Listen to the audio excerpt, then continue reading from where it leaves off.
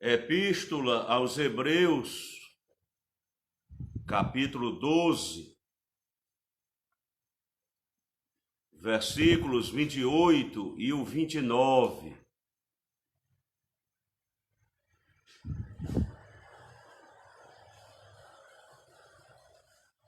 Eu pretendo falar, baseado neste texto,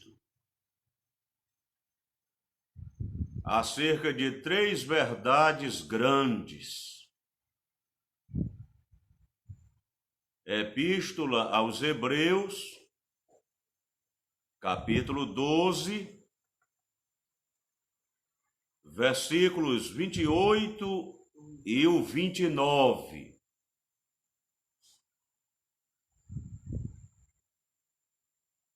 Pelo que, tendo recebido um reino que não pode ser abalado, retenhamos a graça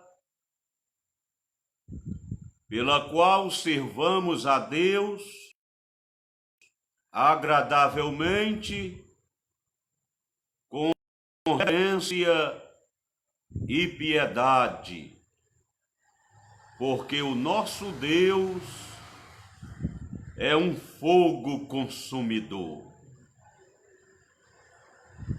Nós temos aqui três fatos ou três verdades grandes.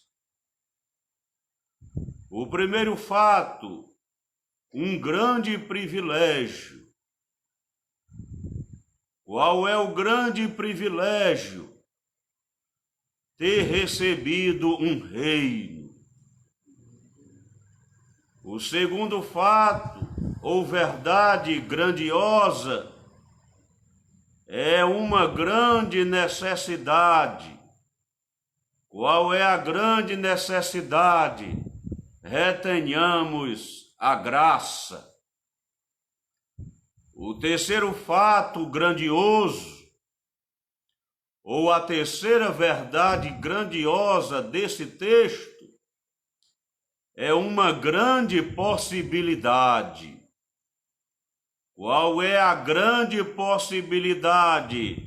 Sirvamos a Deus.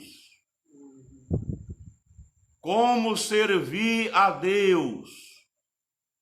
Agradavelmente, com reverência e piedade. Por que servir a Deus? Porque o nosso Deus é um fogo consumidor. Tenho anunciado a estrutura, o espectro deste sermão. Aqui está o esboço desta mensagem. Convém salientar que o autor sagrado da Epístola aos Hebreus, autor para nós anônimo, para nós desconhecido. Então, por cautela, eu me refiro desta maneira. O autor anônimo da Epístola aos Hebreus, ele escreve este documento sagrado, histórico, doutrinário, teológico, na segunda metade do primeiro século da era cristã. Naquele tempo, os irmãos hebreus estavam sofrendo muita perseguição, desencadeada pelo Império Romano.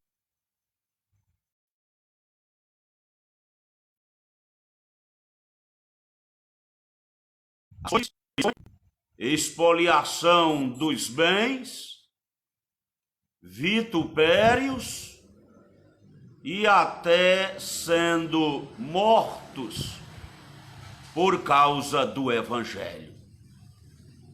E agora, o autor sagrado, no final do capítulo 12 da referida epístola aos Hebreus, após ter feito uma narrativa bem elaborada, que com certeza ajudava e ajuda ainda hoje os cristãos a sustentarem a sua fé, independente das adversidades. E me atendo ao texto, o autor sagrado inicia dizendo: pelo que, tendo recebido um reino que não pode ser abalado. Eu chamo isso de um grande privilégio. O grande privilégio que os irmãos hebreus tiveram. Um grande privilégio que nós hoje temos. E qual é o privilégio? Ter recebido um reino que não pode ser abalado. Os irmãos sabem, a mensagem do reino, ela é muito presente nas Escrituras, notadamente no Novo Testamento, principalmente nos Evangelhos. Estão lembrados?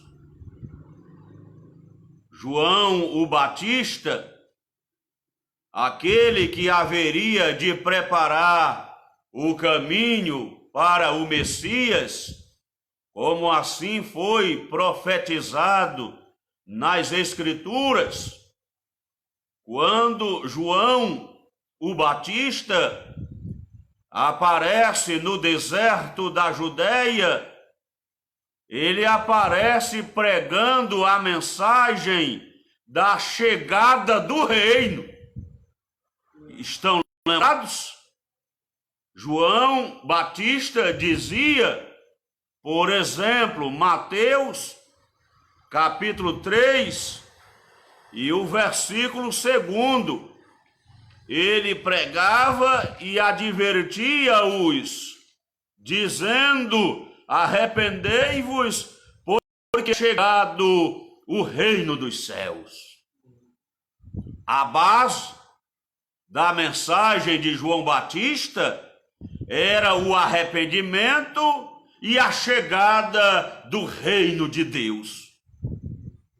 Estão lembrados também, consubstanciando a mensagem alvissareira pregada pelo seu primo segundo, João Batista, Jesus também inicia o seu ministério terreno pregando a mensagem do reino. Se não, vejamos Marcos, capítulo 1, versículo 15, Jesus pregando o evangelho lá no início da sua caminhada e dizendo: o tempo está cumprido, o reino de Deus está próximo, arrependei-vos e crede no evangelho. Veja a importância do reino, a importância da pregação acerca deste reino. João Batista inicia seu ministério pregando sobre o reino, Jesus igualmente orientando a crerem no evangelho, porque o reino de Deus estava próximo. Eu estou falando baseado na carta aos Hebreus, capítulo 12, versículo 28, pelo que tendo recebido um reino, e estou falando o primeiro tópico dessa mensagem, um grande privilégio. E qual é o grande privilégio? O fato de termos recebido um reino.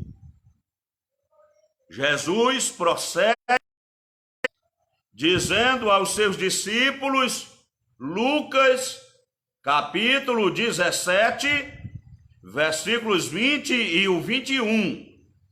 E interrogado pelos fariseus sobre quando havia de vir o reino de Deus, respondeu-lhes e disse: o reino de Deus não vem com aparência exterior, nem dirão, ei-lo aqui ou ei-lo ali, porque eis que o reino de Deus está entre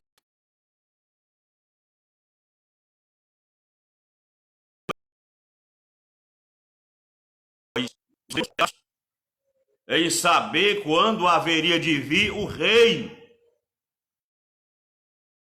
Mas preocupados com o reino de Deus, eles estavam preocupados com o reino religioso deles e com o reino político de Israel. E Jesus explica que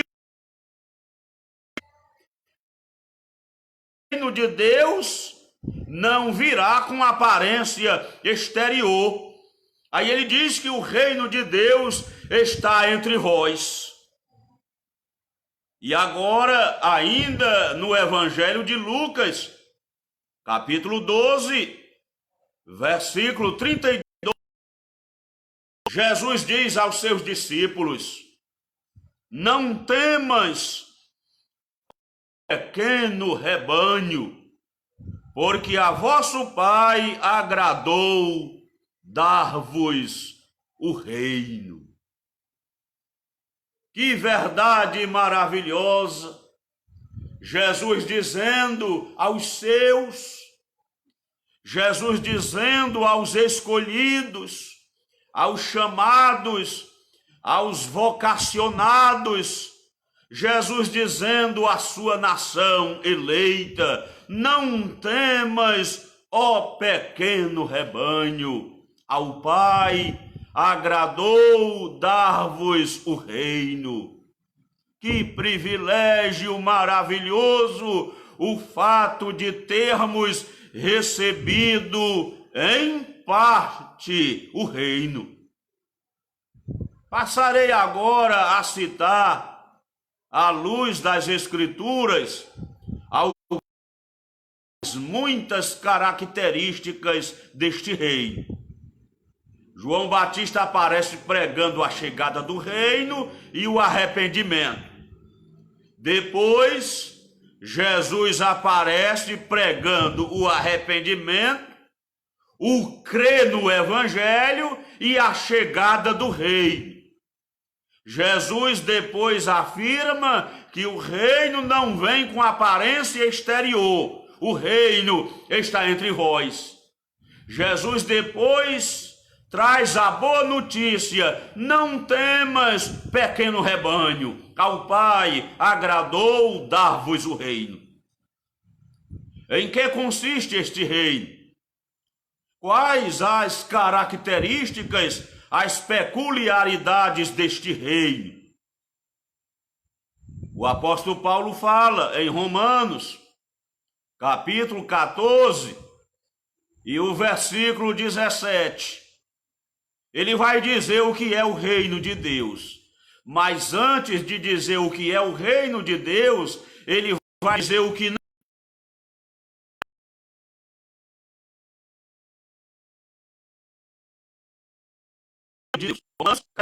Porque o reino de Deus não consiste em comida nem em bebida.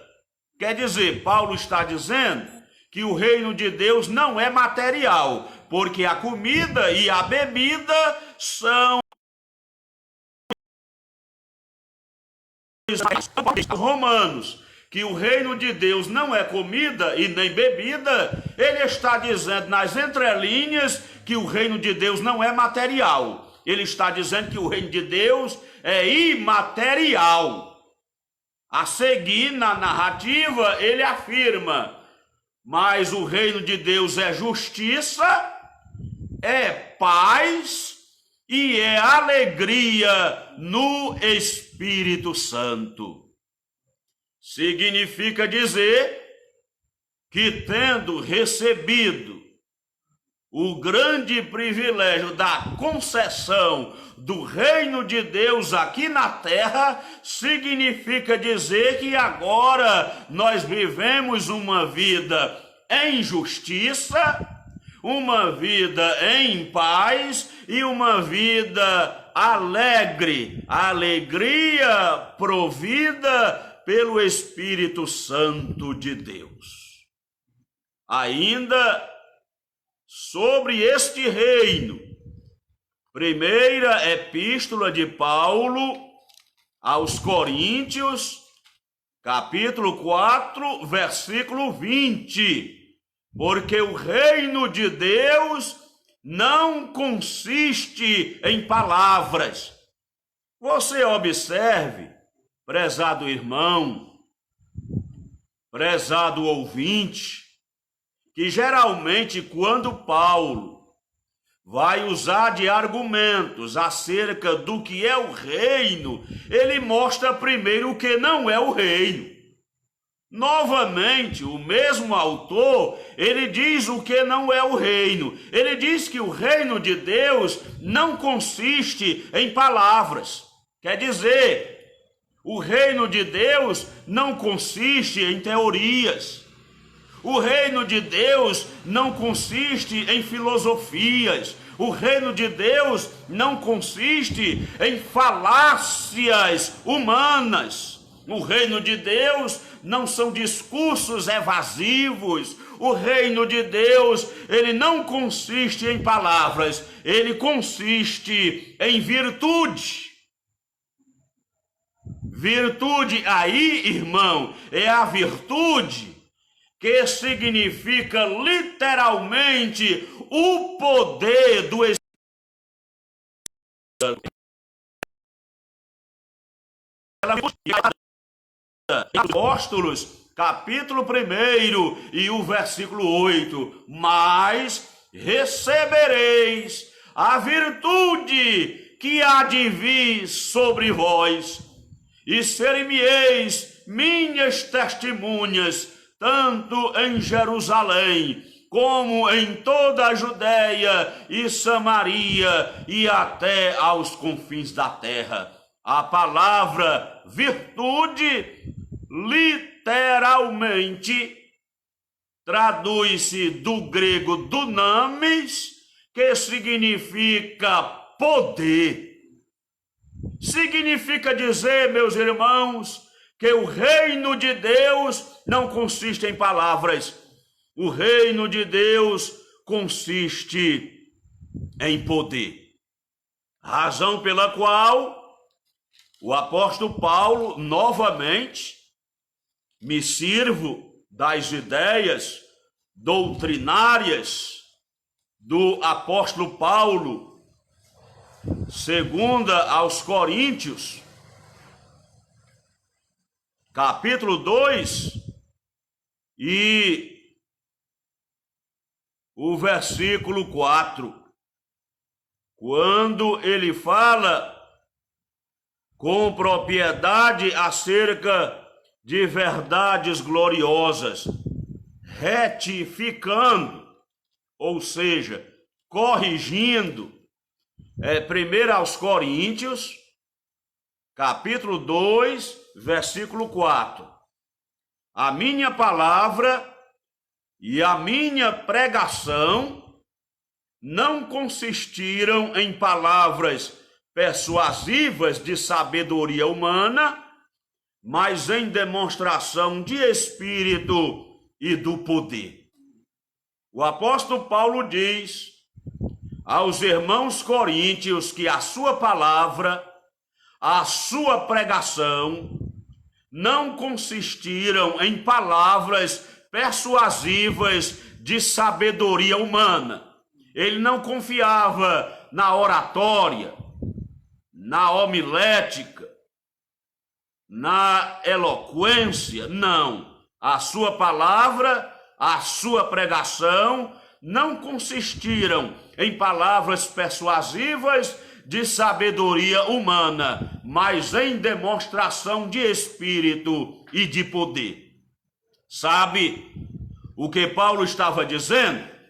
Ele estava dizendo àqueles irmãos e àquela comunidade que ele não confiava no poder da eloquência, ele confiava na eloquência do poder.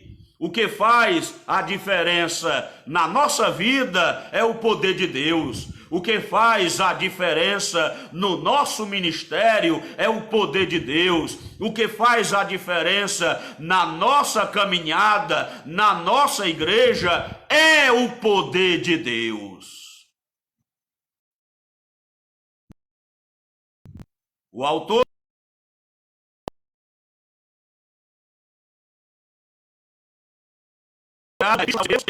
que tendo recebido um reino que não pode ser abalado. Eu tenho falado de algumas das características deste reino. O reino não é material.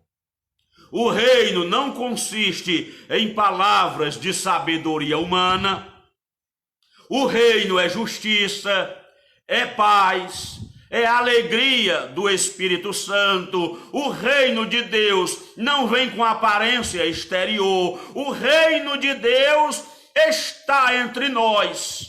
Mas também o reino de Deus, nesse texto de Hebreus capítulo 12, versículo 28, tem mais uma característica, que é a última das características que mencioná-las-ei nesta mensagem. Versículo 28. Pelo que, tendo recebido um reino que não pode ser abalado. Então, irmãos, significa dizer que o reino de Deus, ele é inabalável. As estruturas humanas são abaláveis. As instituições humanas, elas se abalam. Quase tudo se abala de uma maneira ou de outra. Mas eu quero lhe dizer o que a Bíblia diz, que o reino de Deus é inabalável. E a Bíblia também diz que aqueles que fazem parte deste reino, eles também são inabaláveis. Você está lembrado do que diz a Bíblia no Salmo 125? Os que confiam no Senhor são como o monte de Sião, que não se abala, mas permanece firme para sempre. Glória a Jesus. Eu poderia continuar falando sobre o reino. Afinal de contas, tem mais de 100 referências aqui no Novo Testamento, principalmente nos 4 evangelhos, que falam sobre o reino de Deus. Mas vamos falar da segunda verdade, ou segundo fato grande, baseado nesse texto de Hebreus capítulo 12, ainda no versículo 28. Pelo que tendo recebido um reino que não pode ser abalado. Segunda verdade, retenhamos a graça. Aí eu digo que reter a graça é uma grande necessidade. O que é reter, irmão, é segurar. O que é reter, prezado ouvinte, é guardar. Quando nós guardamos e seguramos com firmeza, significa dizer que nós estamos retendo. E a Bíblia fala da grande necessidade que nós temos a de reter a graça. Você sabe o que é uma necessidade? Nós temos necessidades físicas, nós temos necessidades biológicas, nós temos necessidades emocionais, nós temos necessidades espirituais, nós temos necessidades. Por exemplo, necessidades materiais, necessidades físicas. Nós precisamos do alimento diário, o alimento sólido, o alimento líquido. Nós necessitamos de uma alimentação balanceada para que tenhamos uma vida saudável e produtiva. Necessidade.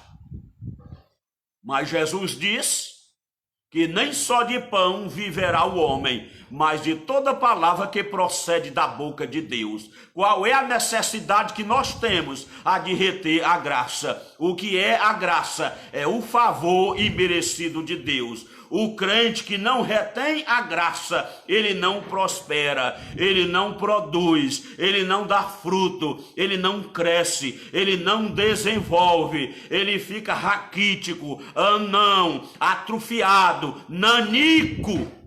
Nós precisamos, na nossa vida, reter a graça.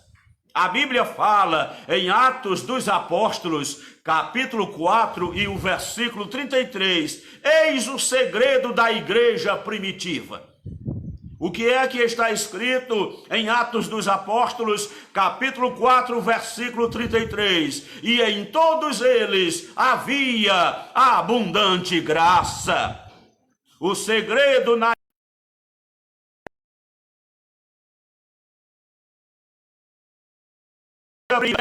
cristãos havia abundante graça. O crente que tem abundante graça na sua vida é animado, é otimista, é confiante, é esperançoso. O crente que tem graça de Deus na vida, ele não murmura, ele não reclama, ele não recua, ele não retrocede. Mas eu preciso dar cabo, finalizar esta reflexão. Eu disse que o texto fala de 3 fatos grandes, ou de 3 verdades grandiosas. A primeira verdade, ter recebido um reino. A segunda verdade, reter a graça. E a terceira grande verdade, pela qual sirvamos a Deus. Então, a grande possibilidade. Qual é a grande possibilidade? Servir a Deus. Servir a Deus é uma possibilidade que eu tenho, que você tem, que nós temos. Jesus disse, João 12 e 26, e se alguém me servir, meu Pai o honrará. Às vezes, a pessoa se esforça e se interessa em servir a pessoas, até que tem um certo valor, se esse serviço for íntegro e fiel. Mas nós precisamos, na nossa vida, acima de tudo, servir a Deus.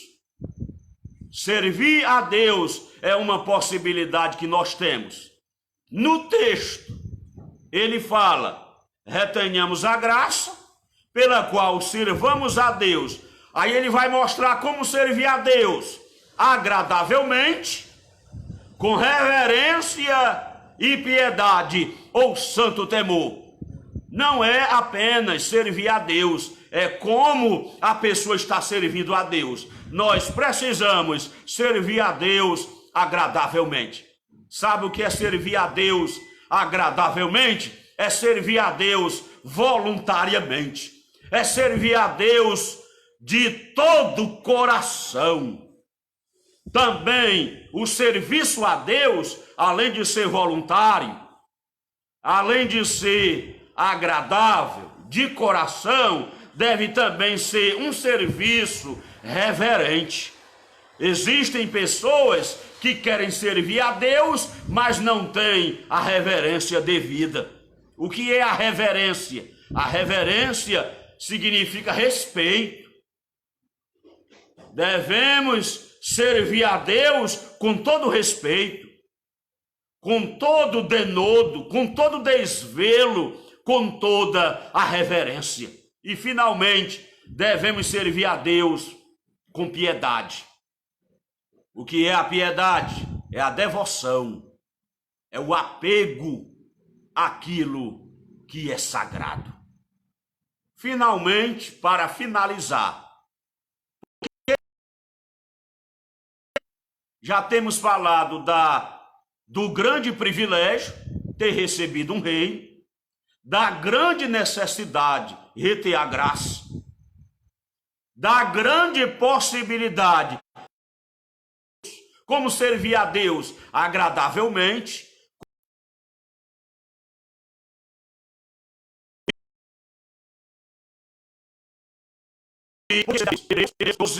e 29, porque o nosso Deus é um fogo consumidor.